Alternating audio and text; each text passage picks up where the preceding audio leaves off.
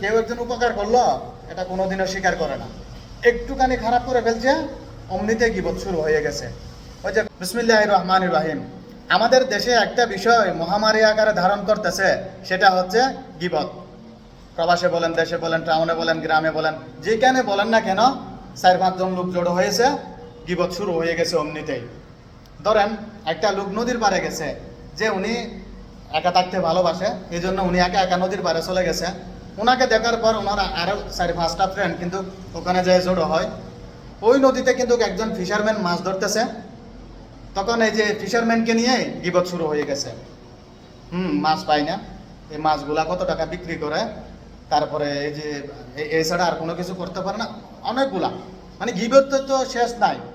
গীবত এটা মহামারী, এটা আপনি যে কোনো বিষয় নিয়ে আপনি বললেন এটা গীবত হয়ে গেছে, এটা গেছে। ধরুন 4-5 জন লোক বাসে করে কোনো একটা জায়গায় যাচ্ছে, হয়তো স্পিড ব্রেক করছে, বাসটা হয়তো একটু লাভ দিয়েছে, বাসের মালিক নিয়ে গীবত শুরু হয়ে গেছে। হয়তো কন্ডাক্টর একটু ভাড়া এদিক ওদিক করছে, এই যে কন্ডাক্টর, হেল্পার, ড্রাইভার এদেরকে নিয়ে গীবত শুরু হয়ে গেছে।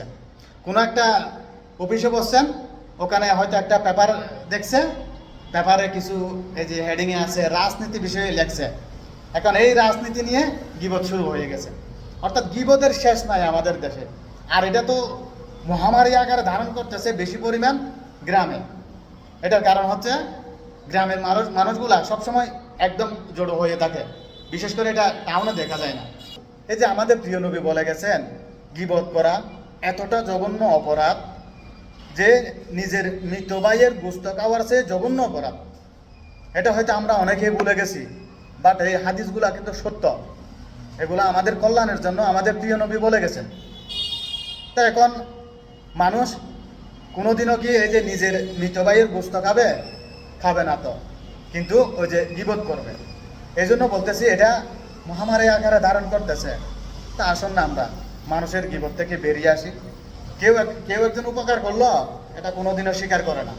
একটুখানি খারাপ করে ফেলছে, অমনিতে গীবত শুরু হয়ে গেছে। ওই যে কথাই আছে না, মানুষ স্বার্থ যখন ফুরিয়ে যায় বদনামটা তখন শুরু হয়ে যায়, এমনটাই আর কি। বিশেষ করে ছেলেরা মানুষদেরকে কোষা দিয়ে কথা বলে না, এই কথাগুলো বলে মহিলারা বেশি। তো আমাদের প্রিয় নবী এই যে বলছেন যে আমাদের প্রিয় নবী যখন মেরাজ থেকে আসছিলেন, মহিলাদেরকে বলছে তোমরা বেশি বেশি দান সদকা করো, কেননা এই যে জাহান্নামে বেশি পরিমাণ মহিলাকে দেখা হয়েছে।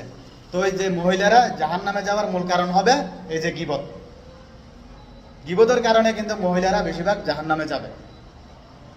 আমি সবাইকে উদ্দেশ্য করে বলতেছি, ফিরে আসুন, বাদ দেন এগুলা। আমাদের প্রিয় নবী বলে গেছেন বেশিরভাগ সময় যেন আমরা ঘরের মধ্যে অবস্থান করি। আমরা যখন বাইরে যাই তখন আমাদের গীবতের মাত্রাটা কিন্তু বেশি হয়ে যায়।